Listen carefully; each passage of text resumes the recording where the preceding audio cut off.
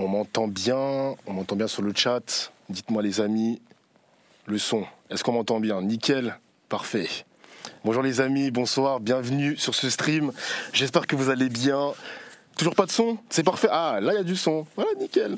J'espère que vous allez bien les amis. Aujourd'hui, on a un stream dans les locaux de la France Insoumise. Je suis avec un invité de marque ce soir, Louis Boyard.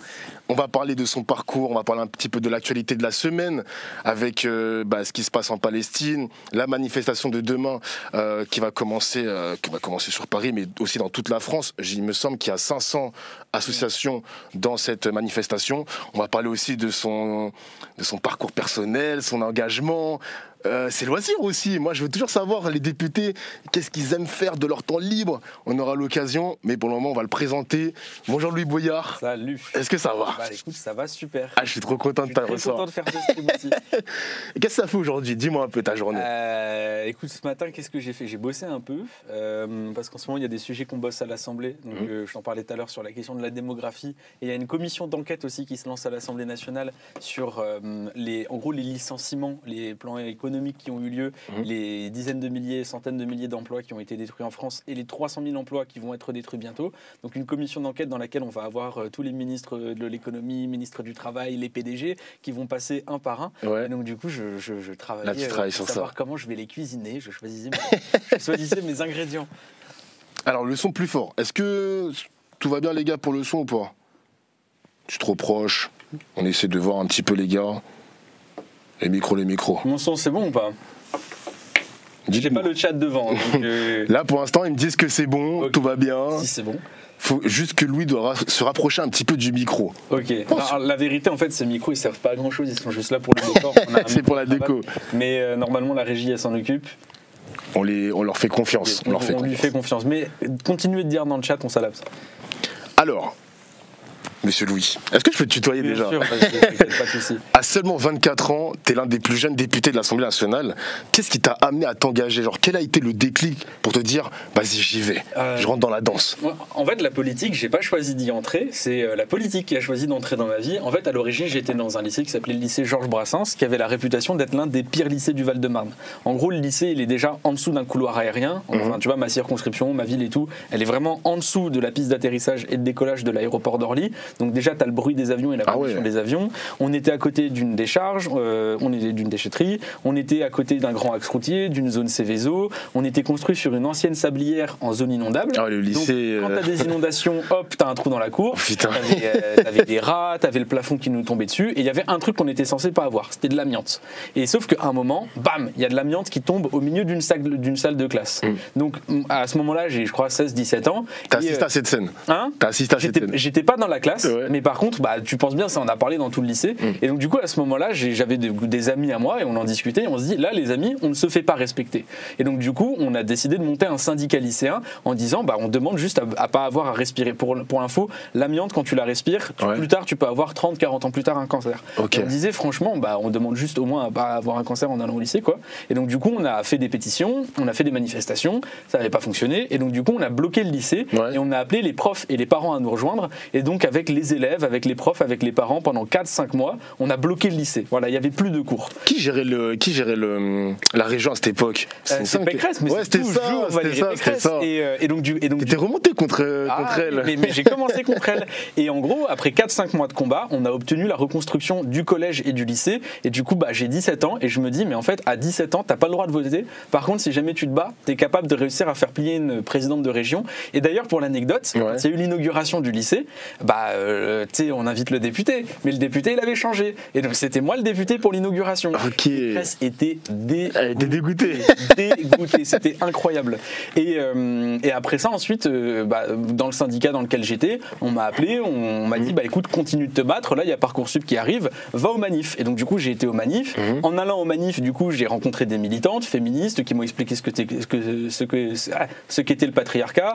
J'ai rencontré des militants écolos, des militants antiracistes, et tout ça m'a m'a forgé une culture politique qui m'a fait me dire, mais en fait, t'as pas que les questions d'égalité scolaire, t'as 1000 sujets sur lesquels il faut s'engager, et du coup, j'ai pas arrêté, quoi. On va dire que c'est à cause de l'amiante que tu t'es engagé, parce que si le lycée il était propre, etc., ton destin il aurait été différent, en vrai. Totalement, il aurait été totalement différent. Okay. Et c'est pour ça que je dis, c'est pas moi qui ai choisi la politique, c'est un peu la politique qui est venue à ma vie, et franchement, je le regrette pas, vraiment. Ok. Comment justement, à 24 ans, tu vis cette expérience dans l'Assemblée nationale avec un groupe aussi nombreux que le RN, les macronistes, etc., et vous mettre des bâtons dans les roues. Toi, comment tu peux le supporter à ton jeune âge? En fait, quand tu arrives à l'Assemblée nationale, déjà, premièrement, tu as un truc où tu te poses forcément la question de ta légitimité. Parce que la moyenne d'âge de l'Assemblée, je crois, c'est autour de 40 ans, et je fais grandement baisser la moyenne d'âge de l'Assemblée.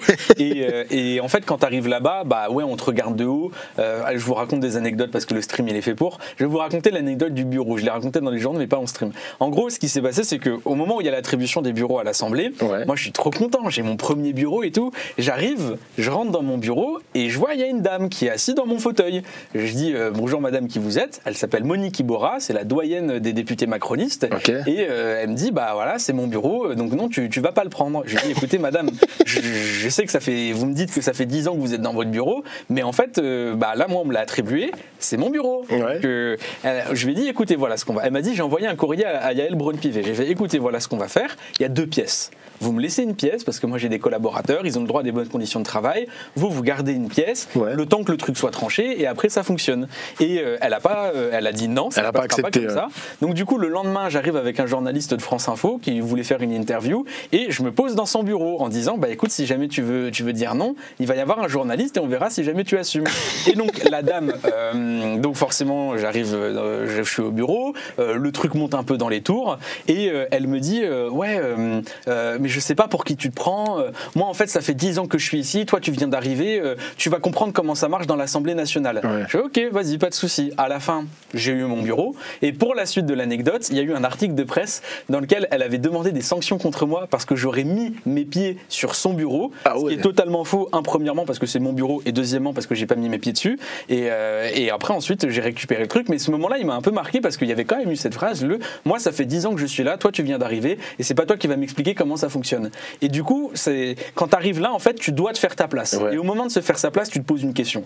Est-ce que je vais décider de me mettre en costume, cravate et de lire mes bons petits amendements, patati patata, ou est-ce que je vais dire, ok, non, moi je veux faire autrement. Et en fait, moi, le sentiment que j'avais de la politique, c'est que les jeunes, c'est pas qu'ils s'intéressaient pas à la politique parce que la politique ne les intéressait pas, c'est que la politique ne faisait rien pour intéresser les jeunes. Et donc du coup, on a commencé à faire les TikTok et donc au début, on m'appelait le député TikTok, mais même les journalistes, ils disaient mais lui c'est pas un vrai député, c'est juste un influenceur des réseaux sociaux. Et il y a d'autres qui font des TikTok en plus. Mais aujourd'hui, tu regardes un Bruno Retailleau, il fait exactement ce que nous on fait. C'est-à-dire que tu prends un extrait de discours à l'Assemblée nationale, tu mets une musique, tu mets les 2-3 petits mots qui défilent. C'était pas évident à l'époque et j'ai été beaucoup critiqué pour ça. Et aujourd'hui, ils le font tous. Donc ça critique, mais ça clique. Et en gros, quand tu arrives à l'Assemblée et que tu es jeune, tu te sens pas légitime parce qu'on ne te fait pas sentir légitime. Je parle des politiques, les fonctionnaires de l'Assemblée, c'est des amours. Quoique quand je suis arrivé à l'Assemblée, on m'a dit pour les collaborateurs c'est de l'autre côté. Je fais non, t'es député. Mais les fonctionnaires vraiment ils sont incroyables. Mais par contre la politique elle te fait pas te sentir légitime. Et je mets juste une exception. Pour le coup la France Insoumise, eux ils ont été vraiment carrés parce qu'il faut imaginer ce que c'est. T'as un petit de 21 ans qui vient d'arriver.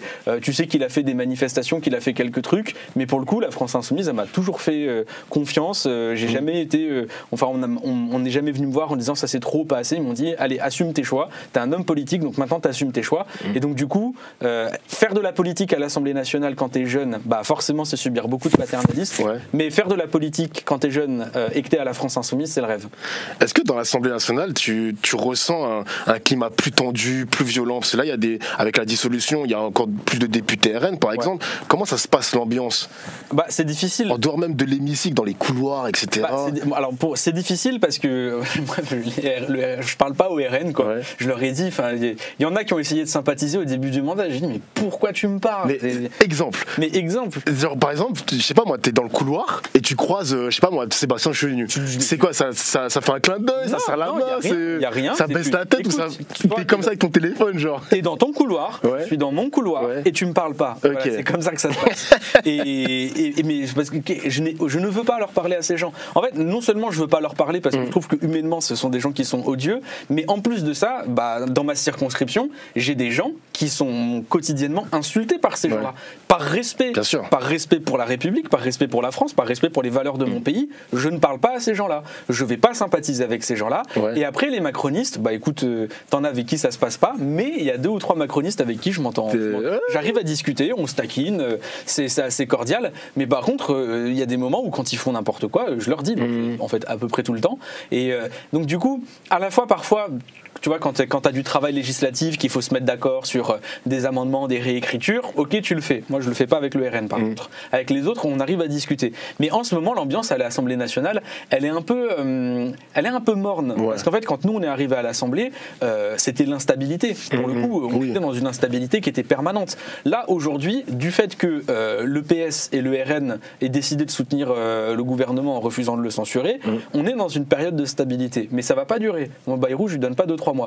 Donc du coup, on revient sur la censure là, on va les censurer. Ça revient ça. Nous, on a un objectif politique et on se l'est fixé. On va destituer Macron et faire tomber Bayrou. C'est notre quête et on va y arriver. Vous avez un point commun avec Sébastien Chenu. Tu vois pas? Non. Vous avez fait une même émission. Ah. Tu vois qui c'est? Chenu, je vois qui c'est. Non mais Samzira. Samzira. T'avais fait une émission, voilà, c'est ça. Ah ouais. Ah oui, c'est vrai, il a été chez Samzira. C'était cool l'émission ou pas? Ça s'est bien passé? Ouais, en vrai, moi j'ai bien aimé. T'as bien aimé l'expérience? Franchement, quand je suis allé chez Samzira, je me suis dit, c'est la première fois depuis très longtemps que j'ai pas fait une interview dans laquelle je me suis senti respecté. Ouais, parce que en vrai, aujourd'hui, quand on va dans les médias et qu'on est insoumis, on sait qu'on y va pour aller se faire péter la gueule pendant 20 minutes. Enfin, on le sait. Et quand tu prépares ton interview, tu te poses à la fois la question de qu'est-ce que je pourrais dire d'intéressant pour nourrir le débat public et informer les Françaises et les Français, mais en réalité tu te poses aussi la question, mais quel truc nul et insidieux ils vont trouver pour essayer de faire en sorte qu'on ne parle pas des vrais sujets. Parce que pour le coup, aujourd'hui, quand tu regardes, mais c'est vrai pour la politique comme pour les médias, aujourd'hui on parle plus des vrais sujets. On en a toujours très peu parlé, mais là aujourd'hui il n'y a plus rien du tout. Déjà premièrement, à la télévision, tu ne vois pas le peuple. Je sais pas, c'est quand la dernière fois qu'on a vu un ouvrier, par exemple, sur un plateau télé, qu'on a vu des jeunes, qu'on a vu, enfin, juste des gens normaux. Tu vois pas le peuple à la télé, tu vois pas les citoyens. Ou sinon, quand tu vois les citoyens, tu les vois dans un cadre qui est très contrôlé, où le citoyen, il a uniquement, en fait, le peuple, il est pas représenté dans la télévision. Donc du coup, et même les grandes gueules, tu vois, qui est censé être dire on va faire ce truc, tu regardes les sujets dont parlent les gens et tu regardes qui sont les invités, c'est impressionnant de voir que tu n'as personne de gauche radicale aujourd'hui, que ce soit, je donne l'exemple des grandes gueules, mais je donne l'exemple partout. Le dernier, c'était Anas Kazim. Ouais, c'était le dernier. J'ai été aussi. Mais aujourd'hui, c'est impressionnant de voir la quantité d'éditorialistes et de chroniqueurs centristes, d'éditorialistes et de chroniqueurs d'extrême droite, mais un éditorialiste ou un chroniqueur de gauche radicale, ça n'existe pas. Donc le peuple, il n'est pas représenté, notre courant politique, il n'est pas représenté, et en plus de ça, tu regardes les sujets dont on parle, islam, guerre, immigration, voile aussi. Ouais, voilà, le voile de temps en temps, quand tu veux le ressortir, comme ça tu fais ton bingo. Et par exemple, les débats sur le voile, on les a tout le temps. Et en fait, les débats sur le voile, et je me faisais la réflexion. On va en parler tout à l'heure, le voile. On peut en parler. On va avoir un gros thème sur ça tout à l'heure. Alors, comment tu te vois dans les 10 prochaines années? J'en ai aucune idée. T'en as aucune idée. C'est imprévisible la politique au final. C'est totalement imprévisible. Je me suis, en fait, j'ai aussi un truc qui me fait un peu peur par rapport à ça, c'est que je suis arrivé en politique à 21 ans. Et donc du coup, il y a un monde qui existe où je fais de la politique toute ma vie. Ça peut exister, mais j'ai peur en faisant de la politique toute ma vie d'à la fin finir comme les autres. On comprend tout ce que je veux dire quand je dis comme les autres. et en même temps, pour le coup, j'ai une chance qui est énorme. J'ai envie de changer les choses. J'ai le sentiment que les choses bougent, qu'on arrive à faire des choses. Et donc du coup, c'est juste trop incroyable quoi. Donc j'essaie de trouver le bon équilibre et dans 10 ans, je sais pas. Par contre, je me suis dit, ok, le vrai moment où tu devras te poser la question de est-ce que tu arrêtes ou est-ce que tu continues, c'est le moment où on fera la 6ème République. Moi, l'objectif que je me suis fixé, c'est on fait la révolution citoyenne, on fait la 6ème République et à partir de ce moment-là, je me demande est-ce que... Tu dis, t'as terminé le jeu et je maintenant... me dis, est-ce que t'as terminé le jeu, est-ce que t'es encore utile à la cause, parce que pour le coup, parfois, il faut aussi laisser la place. Donc je pense que c'est à ce moment-là que je me poserai la question et ça va venir très bientôt. Ok. Tout à l'heure, tu parlais de l'amiante, c'est ce qui t'a fait un peu rentrer en politique. Ouais. Mais si tout se passait bien, si tu n'avais pas été député, qu'est-ce que tu aurais fait dans la vie? Je pense que j'aurais été avocat pénaliste. C'est ce que j'aimerais faire. J'adorerais être avocat, ouais. J'adore les grandes plaidoiries du barreau, j'adore les tribunaux, vu la quantité de procès qu'on me colle sur le dos, j'y vais de temps en temps. Et moi, j'aimerais être avocat, ouais. Mais c'est toujours aussi cette idée de se dire, de vouloir être utile. Ouais. Moi, je crois que si jamais on est sur cette terre, il faut bien en trouver une raison. Et pour moi, c'est d'essayer d'être utile, de faire œuvre utile au nom de l'intérêt général. Et ça, c'est ce que je ferai toute ma vie. J'en suis certain. Et donc, du coup, avocat, je trouve que c'est quelque chose qui est utile. Faut que tu regardes Daredevil. Hein? Je sais pas si tu connais Daredevil. Si, je connais, mais j'ai pas vu la série. La série? La dernière série qui sort sur Disney+. Là. Vas-y, je vais la regarder. Avec grand plaisir. En tout cas, c'est sur le super-héros, mais c'est plus sur le côté plaidoirie, avocat, etc. Et tu te dis, putain, c'est pas mal le métier. Hein. Franchement, ça a l'air sympa, avocat.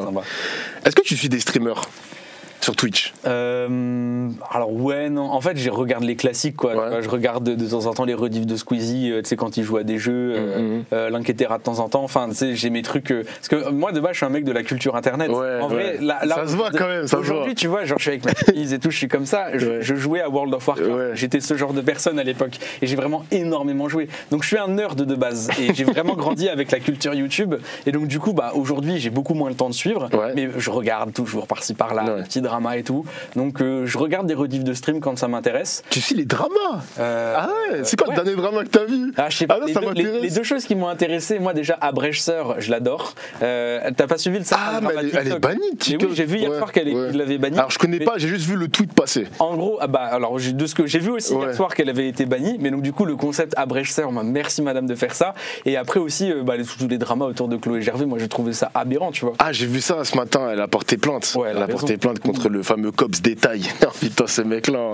Ok, t'es un mec d'internet, ok, c'est bien, c'est bien. Mais obligé. De toute façon, qu'est-ce que tu veux que je fasse? Je vais pas aller regarder la télé. T'as raison. Reste bien sur Twitch, YouTube, tout ça, tu as raison. Est-ce que t'aimerais qu'un streamer. Quel streamer t'aurais aimé qui t'invite pour discuter, échanger et même jouer? T'as forcément un petit streamer comme ça? Alors là, pour le coup, tu me poses un peu une colle. Ouais. Moi, ce que j'aimerais beaucoup faire Hugo Décrypte. Je trouve que Hugo Décrypte, je trouve qu'il y a je suis très content de ce qu'il fait. Je suis heureux que ce truc existe parce que moi, quand j'arrive, je me dis comment est-ce que tu vas faire pour faire en sorte que la politique, elle intéresse les jeunes. Lui, il s'est dit, ok, moi, je suis journaliste, comment je vais faire pour que l'actualité, le journalisme intéresse les jeunes? Il l'a fait en reprenant totalement les codes d'Internet. J'aimerais qu'il ait une ligne éditoriale un peu plus à gauche. Mais ne partage pas des clins d'œil avec Macron. Mais non, mais pour le coup, moi j'ai beaucoup d'estime pour son boulot et j'aimerais bien le faire. Vraiment, j'aimerais beaucoup faire des choses avec lui. Bon, après, là, vu que je viens de le vanner sur le clin d'œil avec Macron, je ne serai jamais invité. Mais tu vois, c'est mon problème. Je m'embrouille avec tout le monde. Je me suis embrouillé avec Cyril Hanouna. Je me suis embrouillé avec les grandes gueules. La dernière fois, j'ai fait Bourdin. On s'est engueulé en se quittant le plateau. Et en fait, c'est mon gros problème, c'est qu'un journaliste. C'était quoi cette séquence déjà? Non, c'était pas une séquence, c'était sorti à la fin. Ah, c'était en off? Ouais, c'était en off où en gros je lui avais dit mais pour qui tu te prends? Franchement, un type. Non, mais pour le coup, il y a des journalistes et Jean-Jacques Bourdin est l'incarnation de ça. C'est-à-dire que c'est des gens que t'as jamais vus sur le terrain. Ce sont des gens qui ne vont plus sur le terrain. Ce sont des gens qui passent leur temps à raconter une France dans laquelle ils ne vivent pas, qu'ils n'ont jamais connue et qu'ils ne connaissent pas. Et ces gens restent assis sur leur grand fauteuil. Et quand t'as des politiques qui sont en face d'eux, ils se permettent de donner des leçons alors que ces gens, ils ont jamais rien fait d'utile dans leur vie. Donc moi, Jean-Jacques Bourdin qui est d'un paternalisme, c'est un type que je peux pas me voir. Et donc oui, je lui ai dit, mais en fait, c'était bien beau à me donner des leçons, mais toi, qu'est-ce que tu fais pour essayer de changer les choses? Absolument rien. Donc un petit off comme ça. Caniveau. Ça se voit que t'as des anecdotes, toi. Ça se voit sur les journalistes, tout ça. D'ailleurs, il me faisait rire Jean-Jacques Bourdin. Il disait, Louis Boyard, c'est un guignol, je ne l'inviterai jamais plus. Alors que j'avais genre 3-4 messages de lui qui m'invitait, je le calculais pas. D'autres. Et d'ailleurs, il m'avait réinvité. Et franchement, bon là, j'ai plus envie d'y aller. En plus, vu ce que je viens de dire, je serai plus jamais invité. C'est vraiment un stream où je ne vais me faire que des hops. Je te jure. Comment tu vois l'évolution des médias justement et des influenceurs dans le débat politique? On voit maintenant qu'il y a une multiplication aussi des streamers, influenceurs qui parlent politique. Je pense à Dany Raz, la Zawa Prod. Il y a moi aussi, il y a moi, il y a d'autres. Il y a Hugo Décrypte, comme tu le dis si bien. C'est une bonne chose pour vous? Je trouve que c'est une bonne chose pour tout le monde en fait. Premièrement, comment je vois l'évolution des médias? On a 9 milliardaires qui possèdent 90% de la presse et qui ont choisi de faire gagner l'extrême droite, je pèse mes mots. Ce sont des médias qui ont choisi de ne mettre à l'ordre du jour du débat politique que des thèmes qui sont faits pour faire gagner l'extrême droite, aussi parce qu'ils se sentent menacés. En fait, les gens ils demandent souvent, mais je ne comprends pas pourquoi est-ce que rien n'avance ou pourquoi les choses sont bloquées. En fait, il faut comprendre que le capital a toujours usé de tout son pouvoir pour influencer sur la démocratie et limiter le pouvoir d'intervention du peuple, parce que l'intérêt du peuple et du capital n'est certainement pas le même. Et à l'époque, il y avait quand même un certain respect des règles. Par exemple, tu vois, à l'époque, quand tu faisais des manifestations à plusieurs millions de personnes, que tu faisais des grèves pour faire reculer une réforme des retraites, normalement, il y avait un gouvernement qui reculait, voire même un gouvernement qui tombait. On l'a fait pour le mouvement des retraites, il ne recule plus. Normalement, quand tu as un mouvement des Gilets jaunes, enfin, c'est historique ce qui s'est passé. Hein, c'est censé changer des institutions très profondément. Là, ils n'ont rien cédé sur le mouvement des Gilets jaunes. En fait, et même aujourd'hui, quand tu gagnes une élection, ils ne te donnent pas le pouvoir. Et donc, le capital, il se sent acculé parce que tu as la France insoumise qui existe, qui est en pointe, qui gagne les élections, parce qu'il y a des manifestations, parce que les gens ils sont informés, parce que les gens ils se laissent pas faire. Et pour le coup, même pour la petite bourgeoisie médiatique, ils me le disent, hein, ils sont France insoumise leurs gosses. Et combien de députés macronistes viennent me dire ça m'énerve, mes gosses ils t'aiment bien. C'est incroyable ça. Ils se sentent menacés. Ils se sentent menacés parce que non seulement on a retrouvé une vraie gauche, mais en plus cette gauche elle est suivie par la jeunesse et par les milieux populaires. Donc la caste politique et le capital se sentent menacés. Donc ils ne reculent plus et ils ne jouent plus les règles du jeu. Et ce qui se passe dans les médias, c'est truquer les règles du jeu. Parce que il y a plein. On va en parler justement, c'est la prochaine question. Ça va m'intéresser sur ton sujet, mais je te laisse terminer. Excuse-moi. Pour le coup, par exemple, comment est-ce qu'il est possible qu'on ne parle pas du dérèglement climatique? C'est comme là où il y a eu une actualité il y a un mois. Structurellement, on vient de dépasser les 1,5 degrés. Structurellement, on ne respectera pas les accords de Paris. À partir de quel moment ça va devenir un sujet? Comment c'est possible que, par exemple, on parle autant des banlieues sans jamais raconter réellement ce que c'est que la banlieue? Parce que les médias, pour le coup, c'est des gens qui ne connaissent pas la banlieue et qui sont incapables de raconter la banlieue autrement qu'avec leurs préjugés racistes et néocoloniaux. Alors que moi, par exemple, là, tu me demandais ce que je faisais dans ma journée. Tout à l'heure, j'étais dans une école élémentaire de REP+, qui s'appelle Condorcet, à Villeneuve-Saint-Georges. Là-bas, j'ai fait une petite interview avec les petits. Après, on a fait une partie d'échecs. Tous les CM1 et tous les CM2 savaient jouer aux échecs. Et toi? J'ai joué et pour le coup, ils m'ont mangé ma dame. J'étais choqué. Et tu vois, moi, je n'ai pas toujours été dans le Val-de-Marne. J'ai été en Vendée à l'époque. J'étais en Vendée, j'ai beaucoup bougé, mais j'étais en Vendée. Et quand on m'a dit tu vas déménager en banlieue, ce que je connaissais de la banlieue, c'était que ce que la télé m'en avait raconté. C'était les enquêtes d'action, c'était les JT de TF1. Et donc, quand je suis arrivé là-bas, je me suis dit, oula, attention, c'est la banlieure. Et quand tu découvres réellement ce qui se passe à l'intérieur, mais tu dis, mais comment on a pu me raconter un tel flot de conneries sur ce que c'est que réellement? Et en fait, aujourd'hui, les médias, ils sont pas faits pour aider à penser. Ils sont pas faits pour informer. Ils sont faits pour empêcher de penser. Le meilleur conseil que je peux donner aux gens, c'est éteignez la télévision et convainquez les gens d'éteindre la télévision. Il a raison. Et par contre, à côté, heureusement qu'on a des gens comme toi, des gens comme Hugo Décrypte, comme beaucoup d'autres, qui eux font de la vraie information, ou en tout cas, on a une pluralité. Parce qu'à la limite, si jamais tu veux aller suivre un influenceur libéral, va suivre ton influenceur libéral. Si tu veux suivre un influenceur de gauche, va suivre un influenceur de gauche. Mais au moins, déjà dans ce milieu, on a du pluralisme. Pourquoi? Parce qu'on a une liberté qu'on n'a pas dans les médias.